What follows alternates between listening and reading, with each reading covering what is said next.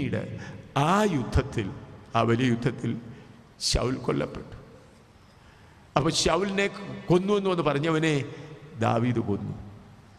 എന്നിട്ട് പറയുകയാണ്, ഇസ്രായേലിലെ കന്യകമാരെ, ഇത് ഗത്തിൽ പറയരുത്. അഭിഷേകം നഷ്ടപ്പെട്ടു പോയ ശൗൽ വീണെന്നുള്ളത് പോലും പോയി ഗത്തിൽ പറയരുത്. ഫെലിസ്ത്യ കന്യകമാർ സന്തോഷിക്കാനിട വരരുത്. എന്നാൽ ഇന്ന് സഭകളിൽ ആർക്കെങ്കിലും ഒരു ചെറിയ കുറ്റമുണ്ടെങ്കിൽ എല്ലായിടത്തും പറഞ്ഞു വരത്തും. ഫെലിസ്ത്യ കന്യകമാരെല്ലാം സന്തോഷിച്ചുകൊള്ളട്ടെ, ശത്രുക്കളെല്ലാം സന്തോഷിച്ചുകൊള്ളട്ടെ. എല്ലാവരും പറയും ഇത് നല്ലൊരു ശുശ്രൂഷയാണ്, നമ്മൾ പരസ്യമായി പറഞ്ഞെങ്കിലേ മറ്റുള്ളൂ. വെളിപ്പാട് പുസ്തകം 12:10 പറയുന്നുണ്ട്. ഒന്ന് വായിച്ചാട്ട്, വെളിപ്പാട് പുസ്തകം 12:10-11.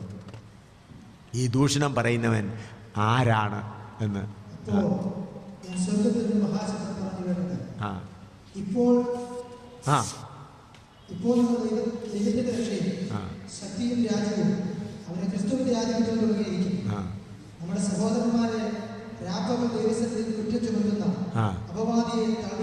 നമ്മുടെ സഹോദരന്മാരെ രാപ്പകൽ കുറ്റം ചുമത്തുന്ന അപവാദി.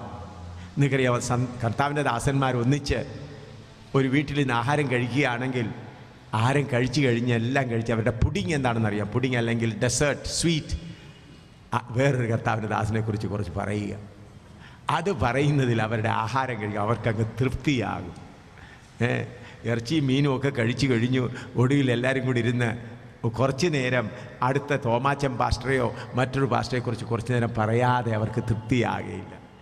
ഞാൻ ബെനീനെക്കുറിച്ചും ദിനകരനെക്കുറിച്ച് പറഞ്ഞ ഉപദേശത്തിൻ്റെ കാര്യമാണ്. അതെല്ലായിടത്തും പരസ്യമായിട്ട് പറയും, കാരണം മറ്റുള്ളവർ. എന്നാൽ ബെനീൻ്റെ പേഴ്സണൽ കാര്യം, അത് ദിനകരൻ്റെ പേഴ്സണൽ കാര്യം നോക്കേണ്ടത് എൻ്റെ അല്ല.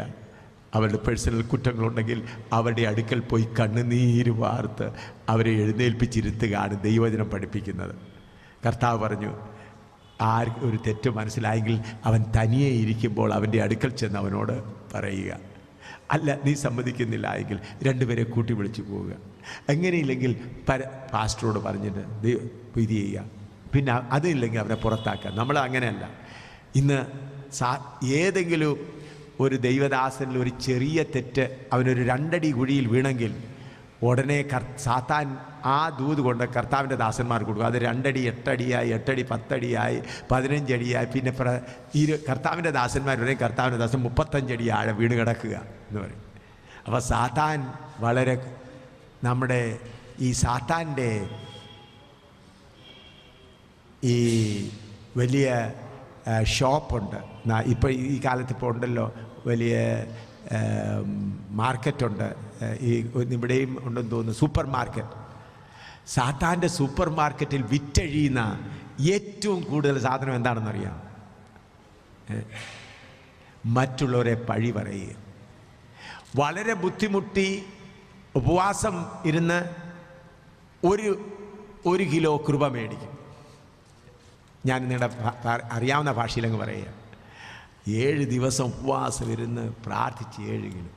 ആ 7 കിലോ ഉപവാസം, 1 കിലോ ഉപവാസം മേടിച്ചിട്ട് പിറ്റേ ആഴ്ചയായിരിക്കും സാത്താൻ്റെ സൂപ്പർ മാർക്കറ്റിൽ കയറി ഏതെങ്കിലും ഒരു കർത്താവിൻ്റെ ഒരു ദാസിൻ്റെ ഒരു കുറ്റം മനസ്സിലായി. അവർ ആ സാത്താൻ്റെ അതിഞ്ഞ് മേടിക്കും. അപ്പോൾ സാത്താൻ പറയും, ആ 1 കിലോ കൃപ ഇഞ്ഞ് തന്നേരും, ഇത് കൊണ്ടുപോയിക്കും. അപ്പം 7 ദിവസം ഉപവാസം എടുത്ത് കിട്ടി 1 കിലോ കൃപ അവിടെ കൊടുത്തേച്ചാണ് പിന്നെ എവിടെ പോകുന്നത്? ആ മറ്റേ കർത്താവിൻ്റെ ദാസനെ കൊണ്ട് ഏഷണി പറഞ്ഞ് പ്രാപിച്ചതെല്ലാം അങ്ങ് നഷ്ടപ്പെടുത്തും.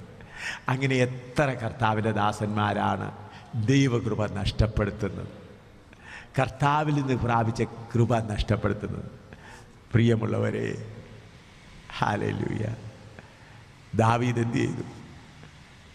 അവൻ്റെ കുറ്റം പോയി പറയരുത്, ഗത്തിൽ പറയരുത്. ഫെലിസ്ത്യ കന്യകമാരറിഞ്ഞിട്ട് സന്തോഷിപ്പാൻ ഇടവരുത്. ഏതെങ്കിലും കർത്താവിൻ്റെ ദാസന്മാരുടെ പേഴ്സണൽ വീക്ക്നെസ് അറിഞ്ഞാൽ യഥാർത്ഥ ആത്മാവ് നയിക്കപ്പെടുന്നവൻ എന്ത് ചെയ്യും? കർത്താവിൻ്റെ ദാസനെ, നീ വീണുപോയല്ലോ, ഞാൻ നിൻ്റെ കൂടെ ഇരുന്ന് പ്രാർത്ഥിക്കാം, ഞാൻ നിന്നെ കയറ്റുവാനായി എൻ്റെ സമയം ചെലവഴിക്കാം, ഞാൻ നിൻ്റെ കൂടെ ഇരുന്ന് കരയാം. ഏതോ ഈ വീഴ്ചയിൽ കൂടെ ദൈവം നിന്നെ ഏതോ പഠിപ്പിക്കാൻ ആഗ്രഹിക്കുന്നുണ്ട്.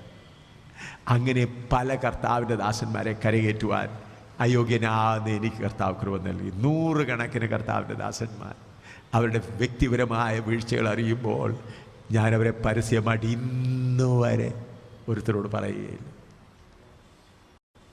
എനിക്കവരെ മനസ്സിലാകുമ്പോൾ ഞാൻ വടക്കേ ഇന്ത്യയിലിരുന്ന് കേരളത്തിലുള്ള ചില ലീഡേഴ്സ് ദൈവദാസന്മാരുടെ മനസ്സായിട്ട് ഞാൻ രാത്രിയിൽ ആരും അറിയാതെ അവരുടെ വീട്ടിൽ പോയി അവരെ രാത്രിയിൽ 12 മണിക്ക് ശേഷം എഴുന്നേൽപ്പിച്ച് പറഞ്ഞ് ലീഡേഴ്സിനോട് പറഞ്ഞത് എനിക്ക് ഓർമ്മയുണ്ട്. അന്നേരം അവരിന്ന് പൊട്ടിക്കരയും. അവർ പറയും, സഹോദര, നീ അല്ലാതെ ഒറ്റയാളും എന്നോട് ഇങ്ങനെ പറഞ്ഞിട്ടില്ല. മറ്റുള്ളവരെല്ലാം കഥകൾ പറഞ്ഞ് വർദ്ധിപ്പിക്കുന്നതല്ലാതെ എന്നെ കെട്ടിപ്പിടിച്ച് ചുംബിച്ചിട്ടുണ്ട് ലീഡേഴ്സ്. അവരെന്ത് പറയും, അയ്യോ നീ എൻ്റെ മേൽ കെട്ടിയതായ നല്ല സ്നേഹമാകുന്ന അതുകൊണ്ട് ഞാൻ സൗഖ്യമായി. അവരാത്മാവിൽ എൻ്റെ കൂടെ മുട്ടിന്മേലിരുന്ന് ആരാധിച്ച് ബലപ്പെട്ടത് ഞാൻ കണ്ട് ദൈവത്തെ സ്തുതിക്കുന്നുണ്ട്. പ്രിയമുള്ളവരെ, ഇതാണ് മാർഗം. എങ്ങനെയാണ് ഞാൻ ഇവിടുന്ന് പഠിച്ചത്? ഈ നമ്മുടെ കർത്താവ് ഇത്ര വർഷക്കാലം 30 വയസ്സ് വരെ അവർക്ക് കീഴടങ്ങിയിരുന്നു. മറിയയുടെ പുത്രനെന്ന് വിളിച്ചപ്പോഴും അവനൊരു വേദനയുണ്ടായില്ല. ആ വേദന സഹിച്ചു. തച്ചനെന്ന് വിളിച്ചിട്ട് അവനേറ്റു. നിങ്ങൾക്കറിയാം, അവൻ്റെ സ്വന്തം നഗരത്തിൽ അവനെ സ്വീകരിച്ചില്ല. ഈ ചെറുക്കൻ്റെ എന്തുവാ എന്നാണ് ഇത്ര താടിറങ്ങി വന്നു. ഹല്ലേലൂയ. അതുകൊണ്ടാണ് പൗലോസ് ഒരു വാക്യം വായിച്ചിട്ട് നമുക്ക് അല്പനേരം പ്രാർത്ഥിക്കാം. ഫിലിപ്പിയ ലേഖനം 2-ാം അധ്യായത്തിൽ അപ്പോസ്തലനായ പൗലോസ് ഈ കാര്യത്തെക്കുറിച്ച് ഓർത്ത് പറയുന്നുണ്ടല്ലോ. ഫിലിപ്പിയ ലേഖനം 2-ാം അധ്യായം അതിലെ 5-ാം വാക്യം വായിച്ചാൽ,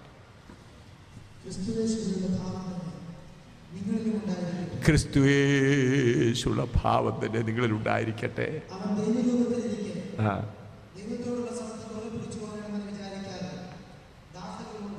ഹല്ലേലൂയ. പ്രിയമുള്ളവർ, നമുക്ക് പ്രാർത്ഥിക്കാം. നമ്മുടെ കർത്താവാകുന്ന യേശു ക്രിസ്തു എത്ര താഴ്മയുള്ളവരായി സഹിച്ചു. എന്നെ കേൾക്കുന്ന പ്രിയ ദൈവജനമേ, കർത്താവിൻ്റെ ദാസന്മാരെ, ദൈവവചനത്തിൽ എഴുതിയിരിക്കുന്നത് പോലെ നാം താഴ്മയുള്ളവരായി, കർത്താവേ നിന്റെ ഭാവം എന്നിൽ തരണമേ. നമുക്ക് തലകളെ മടക്കി പ്രാർത്ഥിക്കാം. നമുക്ക് അല്പനേരം. Hallelujah, hallelujah.